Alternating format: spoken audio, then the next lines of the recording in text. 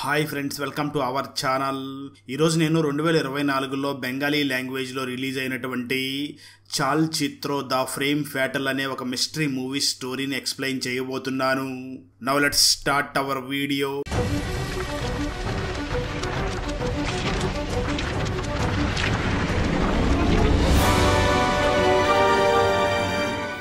Open చేస్తే movie స్టార్టింగ్లో రాత్రి 9 గంటల సమయంలో ఒక అమ్మాయి బస్సులో వెళుతూ ఎవరికో ఫోన్ చేసి, ఈ రోజు రాత్రి మా అమ్మ ఇంట్లో ఉండదు, నేను నీకు ఫోన్ చేసినప్పుడు నువ్వు మా ఇంటికి వచ్చి అని అంటూ ఉంటుంది. అయితే ఇదంతా కూడా ఆ అమ్మాయి వెనక సీట్లోనే కూర్చొని ఉన్న ఒక వ్యక్తి తను టోపీ పెట్టుకుని ఫేస్ కి మాస్క్ పెట్టుకుని ఉంటాడు. ఆ వ్యక్తి తన ముందు సీట్లో ఉన్న అమ్మాయి మాట్లాడేదంతా కూడా వింటూ ఉంటాడు. కొంతసేపటి తర్వాత ఆ అమ్మాయి బస్సు దిగి ఇంటికి వెళుతూ ఉండగా తనని ఎవరో ఫాలో అవుతున్నట్లు అనిపించి చాలా భయపడుతూ ఇంటికి పరిగెట్టుకుంటూ వెళ్ళిపోతుంది. అయితే ఆ అమ్మాయి ఇంటికి వెళ్ళిన కొద్దిసేపటికే ఆ అమ్మాయి వెనకాలకి గుర్తు తెలియని వ్యక్తి వచ్చి ఆ అమ్మాయి మీద అటాక్ చేస్తాడు. కట్ చేస్తే మరో పక్క ఇన్స్పెక్టర్ దినేష్ తన ఇంట్లో నిద్రపోతూ ఉండగా అప్పుడే తనకి పోలీస్ ఆఫీసర్ ఫోన్ చేసి, సార్ కలకత్తాలో ఒక దారుణమైన సంఘటన జరిగింది, మీరు వెంటనే అక్కడికి రండి అని చెప్పి లొకేషన్ పెడతాడు.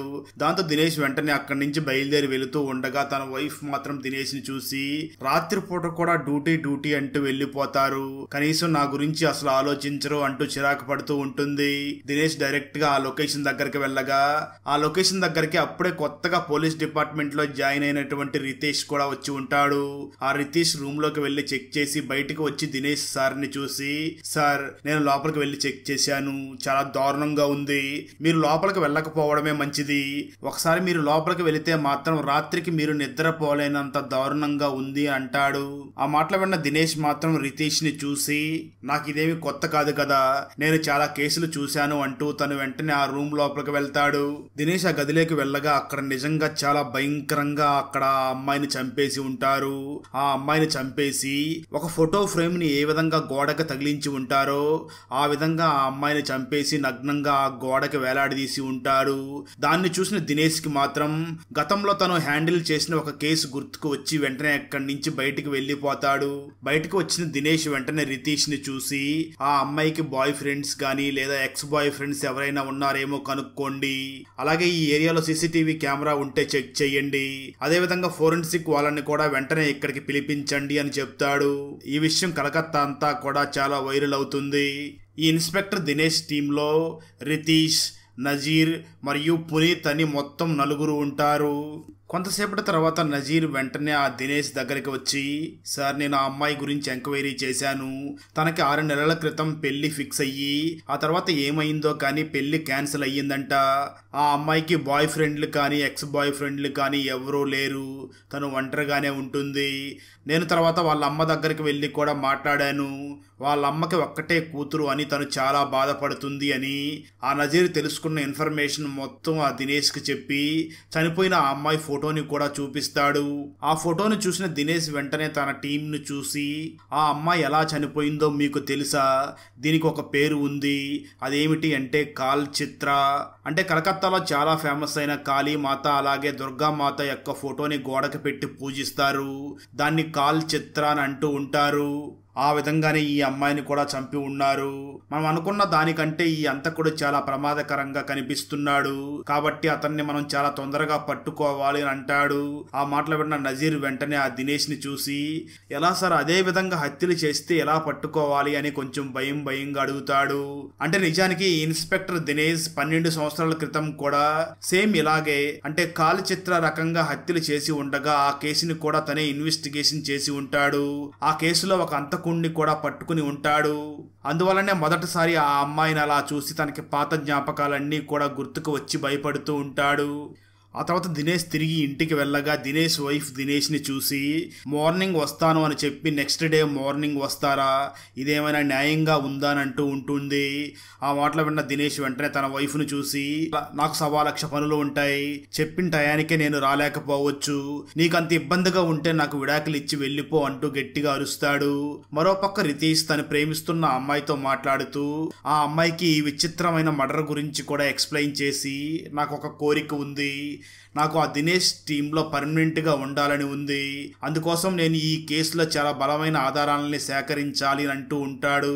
కట్ చేస్తే మరో పక్క నజీర్ ని చూపిస్తారు. నిజానికి ఆ నజీర్ కి ఒక కూతురు ఉంటుంది, కానీ ఆమె వికలాంగురాలు. అందుకోసమే నజీర్ తనకు పనికి వెళ్లే సమయంలో తన కూతురుని చూసుకోవడం కోసం ఒక పని మనిషిని అపాయింట్ చేసి ఉంటాడు. ఈ నజీర్ తిరిగి వచ్చే వరకు ఆ పని మనిషి ఇంట్లోనే ఉంటూ ఆ పాపను చూసుకుంటూ ఉంటుంది. అలా నజీర్ ఇంటికి వెళ్ళగానే ఆ పని మనిషి నజీర్ ని చూసి, సాయంత్రం 6 గంటలకు వస్తానని చెప్పారు, 10ంటికి వచ్చారు, నాకు ఇలా రోజు లేట్ అవుతుంది, ఇలా అయితే నా వల్ల కాదు, పైగా నీ కూతురు ఉన్న చోట ఉండదు, చాలా అల్లరి చేస్తుంది, ఈ విధంగా అయితే నేను ఇక్కడ వర్క్ చేయలేను, మానేస్తాను అని చెప్పి అక్కడి నుంచి తన ఇంటికి వెళ్ళిపోతుంది. నజీర్ తన కూతురు దగ్గరకు వచ్చి ప్రేమగా మాట్లాడుతూ ఉండగా నజీర్ కూతురు నజీర్ ని చూసి, నానా నువ్వు నన్ను విడిచిపెట్టి వెళ్ళకు, ఆ పని మనిషి నన్ను సరిగ్గా చూసుకోవడం లేదు, 24 గంటలు నువ్వు నా దగ్గరే ఉండు అని అంటూ ఉంటుంది.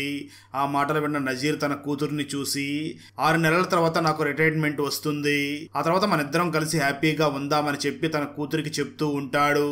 కట్ చేస్తే మరో పక్క ఈ దినేష్ టీమ్ లోనే ఉన్న పునీత్ కుమార్ తను ఒక వేశ్య గృహానికి వెళ్లి అక్కడ ఉన్న సరోజ అనే ఒక అమ్మాయిని లవ్ చేస్తూ ఉంటాడు.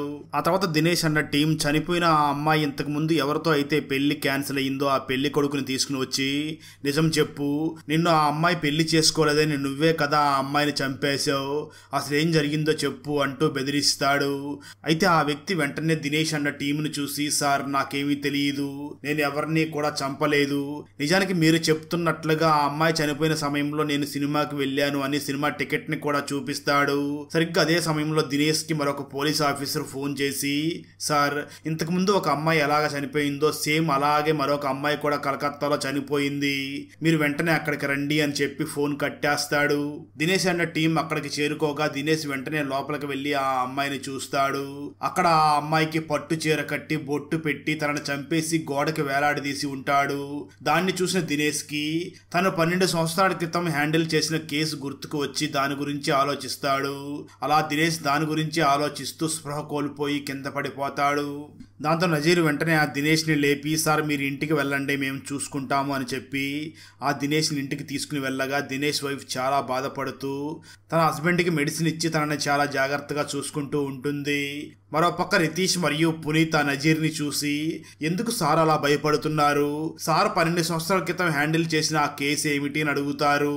దాంతో నజీర్ వెంటనే వాళ్ళను చూసి, 2012వ సంవత్సరంలో చాలా మంది అమ్మాయిలు కనపడకుండా పోయారు, అప్పుడు కూడా అమ్మాయిల్ని చంపి ఫోటో ఫ్రేమ్ లాగా నగ్నంగా అక్కడక్కడ వేలాడదీశారు, ఆ కేసును కూడా ఇన్స్పెక్టర్ దినేష్ సారే హ్యాండిల్ చేశారు, దానివల్ల అతనికి చాలా ప్రెషర్ ఎక్కువయ్యింది, దీని అంతటికీ కారణం ఒక టీచర్ అని, మొదట దినేష్ ఆ టీచర్ ని అరెస్ట్ చేశాడు, అయితే ఒక సైకో వచ్చి ఇదంతా నేనే చేశాను అని స్టేషన్ లో సరెండర్ అయిపోయాడు అని చెప్తాడు. ఆ మాట విన్న రితీష్ వెంటనే నజీర్ ని చూసి, 12 సంవత్సరాల క్రితం ఆ సైకోని అరెస్ట్ చేసిన తర్వాత ఆ సైకో ఇప్పుడు ఎక్కడ ఉన్నాడు అని అడుగుతాడు. దానికి నజీర్ సమాధానం చెప్తూ, ఆ సైకోని అప్పుడే హాస్పిటల్లో జాయిన్ చేయించి ట్రీట్మెంట్ ఇప్పించడం మొదలు పెట్టారు, ఇప్పుడు కూడా తను హాస్పిటల్లోనే ఉన్నాడు అని చెప్తాడు. అయితే ఆ మాటలు విన్న రితీష్ మాత్రం, సార్ 12 సంవత్సరాల క్రితం ఏ విధంగా హత్యలు జరిగాయో మళ్ళీ ఇప్పుడు అదే విధంగా జరుగుతున్నాయి, అసలు ఆ అంతకుడు ఎవరు, ఎందుకు ఇదంతా చేస్తున్నాడు అని భయపడుతూ ఉంటాడు. నజీర్ వెంటనే రితీష్ ని మరియు ఆ పునీత్ ని చూసి, నేను రిటైర్డ్ అవడానికి ఇంకా 6 నెలల సమయం ఉంది, ఈ లోపు ఎలాగైనా ఆ సైకోని పట్టుకోవాలి అని అంటాడు. ఆ తర్వాత రోజు దినేష్ వెంటనే తన టీంలోని రితీష్ ని చూసి, చనిపోయిన ఆ రెండో అమ్మాయి డీటెయిల్స్ ఏమైనా తెలిసాయా అని అడుగుతాడు. రితీష్ వెంటనే దినేష్ ని చూసి, ఈ అమ్మాయి కూడా ఒంటరిగానే జీవిస్తుంది, ఈ అమ్మాయి వాళ్ళ తల్లిదండ్రులు వేరే ఊరిలో జీవిస్తున్నారు అని చెప్తాడు. ఆ మాటలు విన్న దినేష్ వెంటనే నజీర్ ని చూసి, మనం ఆ మెంటల్ హాస్పిటల్లో ఉన్న ఆ సైకో కిల్లర్ తో మాట్లాడదామా, ఈ కేసును డీల్ చేయడానికి తను ఏమైనా సహాయం చేయగలడేమో అని అంటాడు. ఆ మాటలు విన్న నజీర్ కూడా దినేష్ ని చూసి, సార్ వాడు ఖచ్చితంగా మీకు సహాయం చెయ్యడు, సరే మీరు అడుగుతున్నారు కాబట్టి ఒకసారి వెళ్ళి మాట్లాడదామని చెప్పి నజీర్ మరియు ఆ దినేష్ ఇద్దరు కూడా మెంటల్ హాస్పిటల్ దగ్గరికి వెళ్తారు. కొంతసేపటి తర్వాత సైకో వీళ్ళని కలవడానికి వచ్చి, మీతో నేను ఏం మాట్లాడాలన్నా సరే నాకు 2 బిర్యానీ ప్యాకెట్లు తీసుకుని వస్తే నీతో మాట్లాడతాను అని అంటాడు. ఆ మాటలు విన్న దినేష్, సరే నువ్వు అడిగినట్లుగా బిర్యానీ ప్యాకెట్లు తీసుకుని వస్తాను అని ఆ సైకోకి తన దగ్గర ఉన్న 2 అమ్మాయిల ఫొటోస్ ని కూడా చూపిస్తాడు.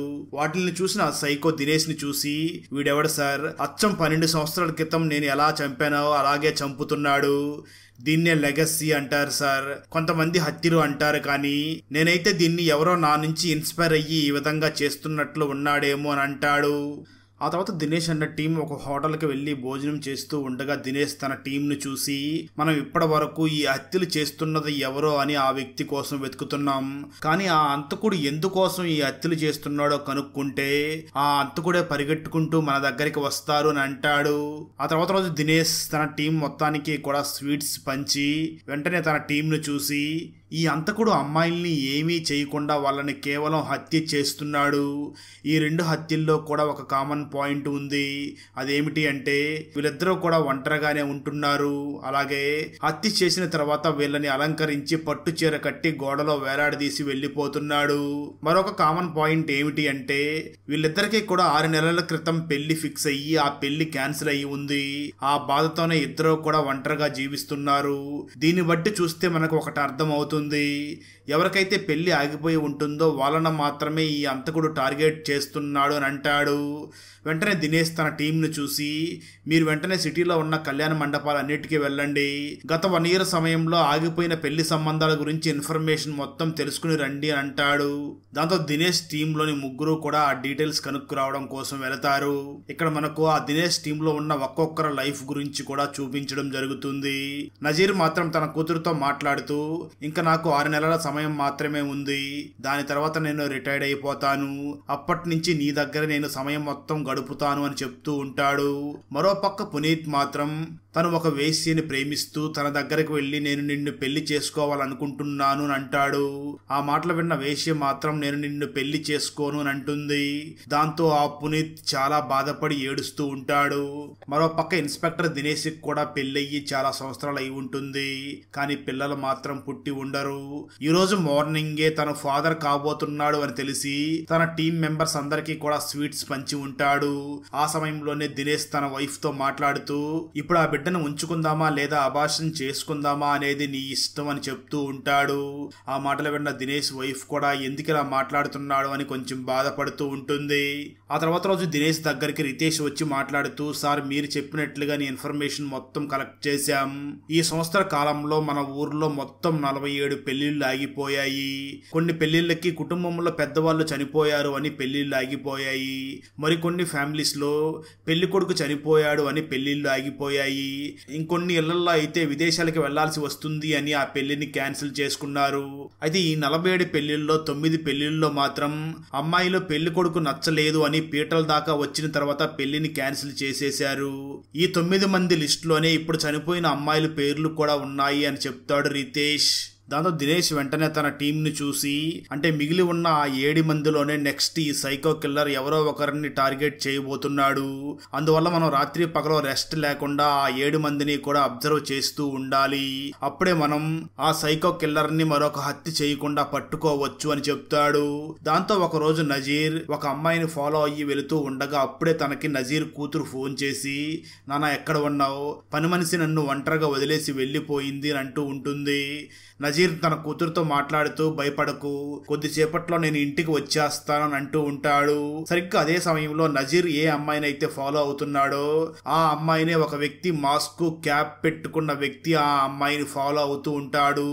అది చూసిన నజీర్ వెంటనే తన కూతురుతో మాట్లాడుతూనే ఆ అమ్మాయిని ఫాలో అయ్యి వెళుతూ ఉంటాడు. అదే సమయంలో ఆ అమ్మాయి ఎవరో తనని ఫాలో అవుతున్నారు అని భయపడి వెంటనే ఇంట్లోకి వెళ్లి డోర్ లాక్ చేసేసుకుంటుంది.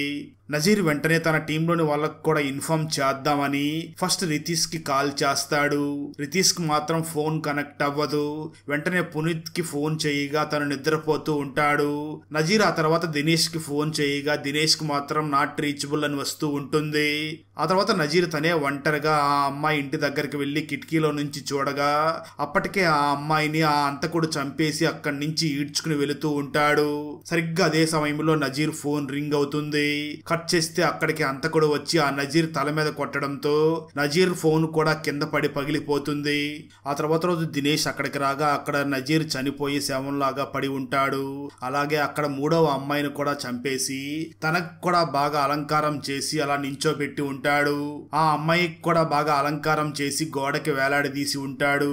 అయితే దినేష్ మాత్రం అక్కడ చనిపోయిన ఆ అమ్మాయి గురించి ఆలోచించకుండా నజీర్ని చూసి, ఈ నజీర్కి ఒక వికలాంగురాలైనటువంటి ఒక కూతురు ఉంది, ఇప్పుడు ఆ అమ్మాయిని ఎవరు చూసుకుంటారు అని చాలా బాధపడుతూ ఉంటాడు.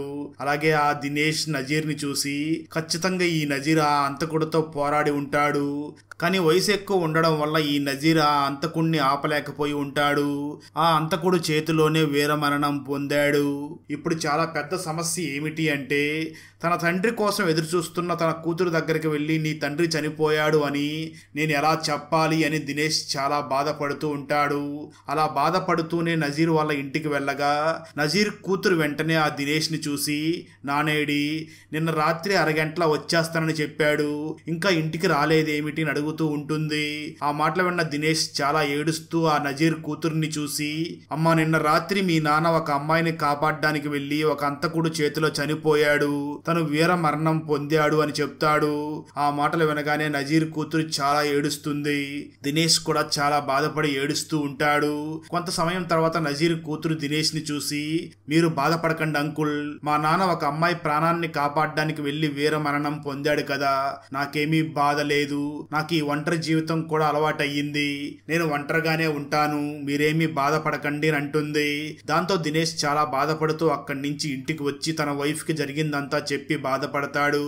అలా దినేష్ తన వైఫ్ దగ్గర బాధపడుతూ, పోలీసులకి బిడ్డ పుట్టి పెరగడం అంటే అది సామాన్యమైన విషయం ఏమీ కాదు, ఎందుకంటే పోలీస్ జాబ్ చేసే సమయంలో ఎప్పుడు మేము చనిపోతామో మాకే తెలియదు, ఒకవేళ నేను చనిపోతే మనకు పుట్టబోయే బిడ్డ పరిస్థితి ఏమిటి, నీ పరిస్థితి ఏమిటి, అందుకోసమే నేను ఆ రోజు నువ్వు ప్రెగ్నెంట్ ని అని చెప్పిన సమయంలో ఆ బిడ్డని ఉంచుతావా లేదా అబార్షన్ చేసుకుంటావా అన్నది నీ ఇష్టమే అన్నాను, ఇదంతా కూడా మీ గురించి ఆలోచించి అలా మాట్లాడాను అని అంటాడు.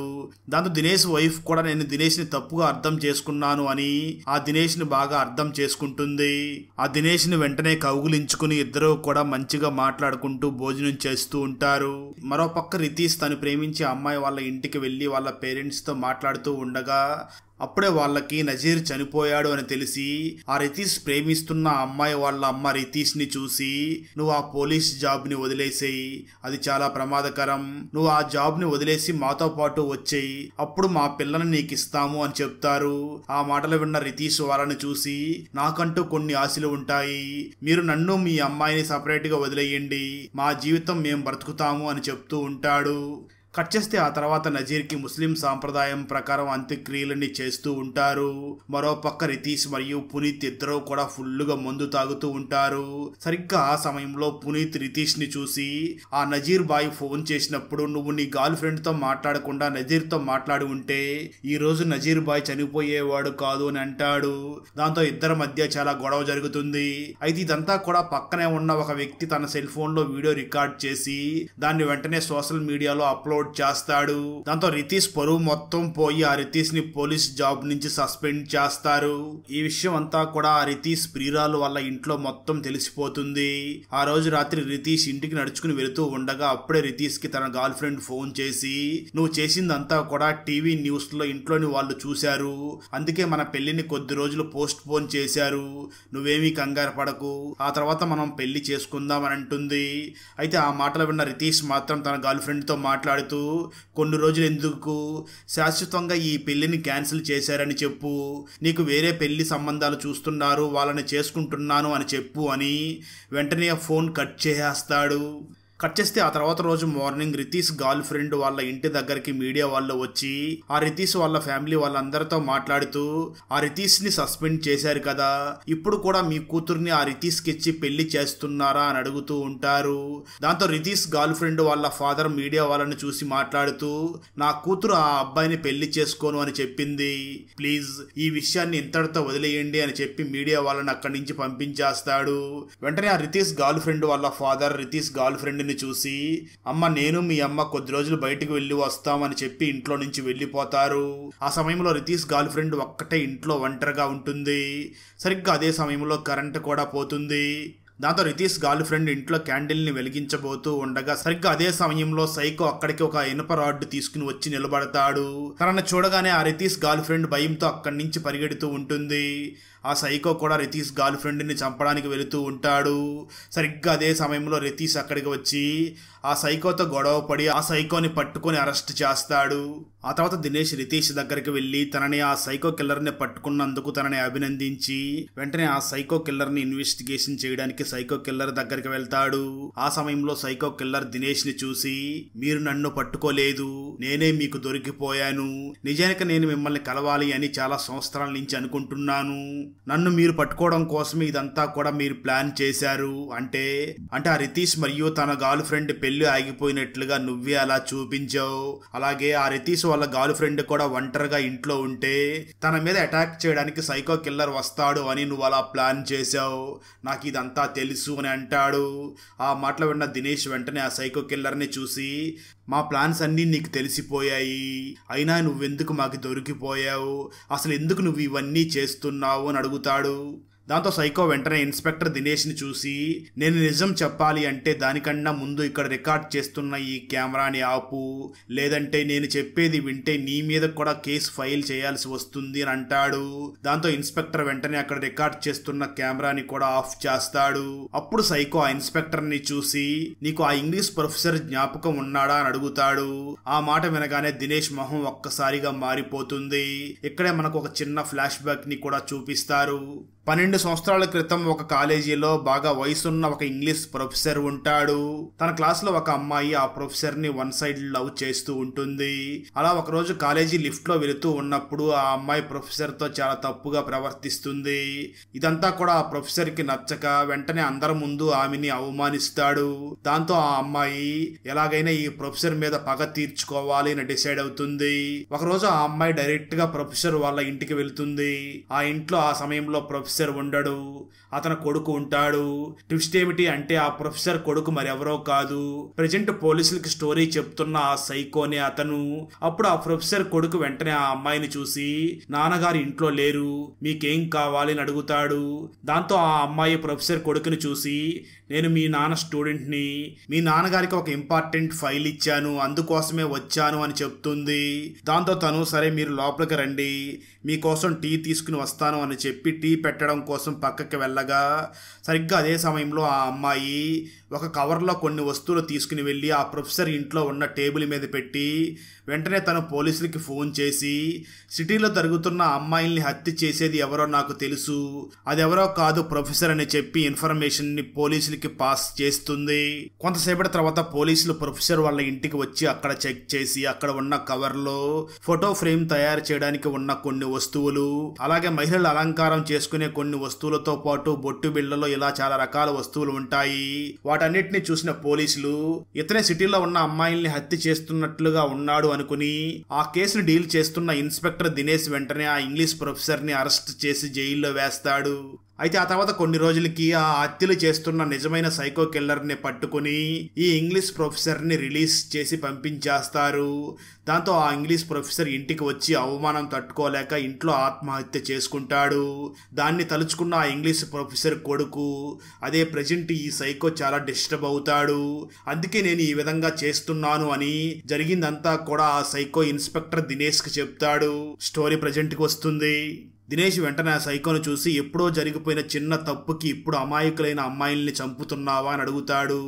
సైకో వెంటనే దినేష్ని చూసి, నువ్వు ఒక్క తప్పు మాత్రమే చేయలేదు, నువ్వు నా జీవితాన్ని కూడా నాశనం చేసేసావు. నేను ఎంతో ప్రాణంగా ప్రేమించిన అమ్మాయి కూడా మా పెళ్లి పీటల దాకా వచ్చిన తర్వాత మీ కుటుంబంలో ఇలా జరిగింది అని పెళ్లిని క్యాన్సిల్ చేసేసింది. దీనంతటికీ కారణం ఎవరు? అది నువ్వే. ఒక అబద్ధ సాక్ష్యాన్ని పట్టుకుని మా నాన్నని అరెస్ట్ చేసావు, అలాగే మా జీవితాల్ని కూడా నువ్వు నాశనం చేసావు. అందుకే నువ్వు ఇన్వెస్టిగేషన్ చేసిన ఒక హత్య గురించి తెలుసుకుని అదే విధంగా ఇప్పుడు హత్యలు చేస్తున్నాను. ఇప్పటి వరకు ముగ్గురిని కాదు మీ ఆఫీసర్ నజీర్ తో కలిపి 4గురిని చంపాను, 5వ వారిని కూడా చంపబోతున్నాను అని అంటాడు. ఆ మాటలు విన్న దినేష్ ఒక్కసారిగా షాక్ అయ్యి ఆ సైకోను చూసి, నువ్వు ఆల్రెడీ మా దగ్గర ఉన్నావు కదా, ఇప్పుడు ఎలా మరొకరిని చంపుతావు అని అడుగుతాడు. దాంతో సైకో దినేష్ ని చూసి, నేను ఇక్కడికి రావడానికి ముందే అన్ని ఏర్పాట్లు చేసి వచ్చాను, మరో 6 గంటల్లో ఆ అమ్మాయి చనిపోతుంది అని అంటాడు. దినేష్ ఆ సైకోని చూసి, కనీసం ఆ అమ్మాయి ఎవరో చెప్పు అని అడుగుతాడు. సైకో వెంటనే దినేష్ ని చూసి, నేను నీకు ఒక క్లూ ఇస్తాను, అమ్మాయి కాదు 1.5 అమ్మాయి అని ఒక క్లూ ఇస్తాడు. దాంతో ఆ మాటలు విన్న దినేష్ వెంటనే మిగతా తన టీం మెంబర్స్ ని చూసి 1.5 అమ్మాయి అంటే బహుశా ప్రెగ్నెంట్ లేడీ అయి ఉంటుంది, అది ఎవరో అని దినేష్ ఆలోచిస్తూ ఉండగా సడన్ గా అప్పుడే తనకి తన వైఫ్ కూడా ప్రెగ్నెంటే కదా అని గుర్తుకు వచ్చి వెంటనే తన ఆ సైకో దగ్గరికి వెళ్లి ఇంతకీ ఆ అమ్మాయిని ఎక్కడ దాచిపెట్టావో చెప్పు అని అడుగుతాడు.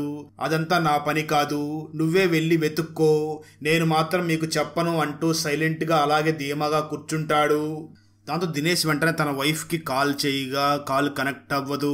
దినేష్ వెంటనే తన టీం ని చూసి వెంటనే వెళ్ళి నా వైఫ్ ని వెతకండి అని చెప్తూ ఉంటాడు.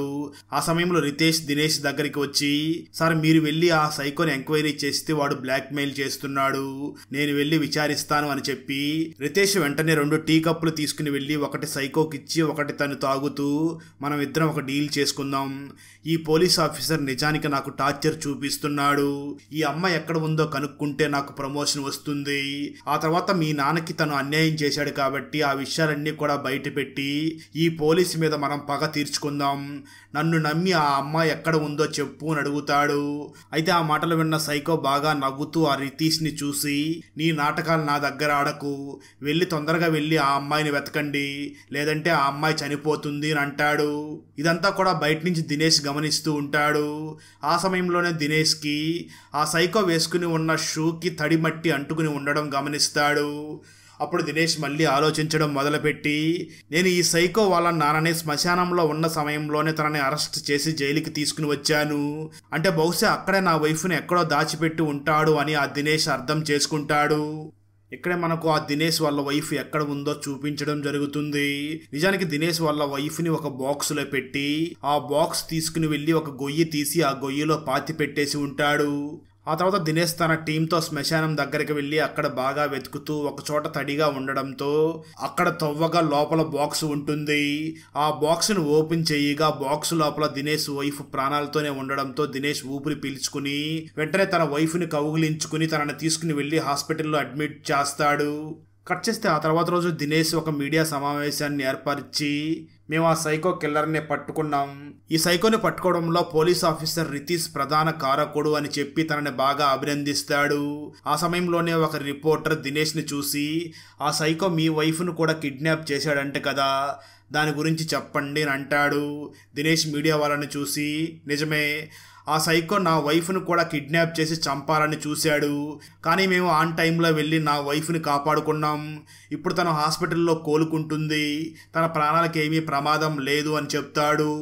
ఆ తర్వాత దినేష్ వెంటనే హాస్పిటల్కి వెళ్ళగా డాక్టర్ దినేష్ దగ్గరికి వచ్చి సారీ సార్, మేము మీ వైఫ్ను మాత్రమే రక్షించగలిగాం, మీ బిడ్డను మేము రక్షించలేకపోయాము అని చెప్తాడు.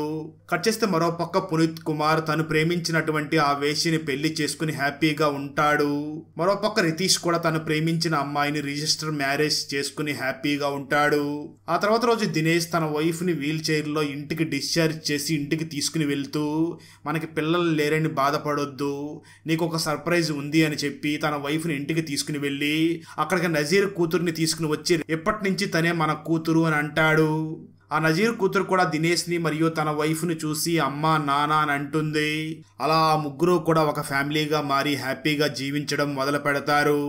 మరోపక్క 12 సంవత్సరాల క్రితం నిజమైన సైకో కిల్లర్ దొరికిపోయి హాస్పిటల్లో ట్రీట్మెంట్ తీసుకుంటున్నాడు కదా, అతనికి కూడా దినేష్ బిర్యానీని పంపించి ఉండడంతో ఆ సైకో కిల్లర్ కూడా బిర్యానీని తింటూ ఉంటాడు. అక్కడతో ఈ మూవీ అయిపోతుంది. ఫ్రెండ్స్, వీడియో నచ్చినట్లయితే లైక్ చేసి ఒక చిన్న కామెంట్ చేస్తే మాకు నెక్స్ట్ వీడియో చేయడానికి ఎంకరేజింగ్గా ఉంటుంది.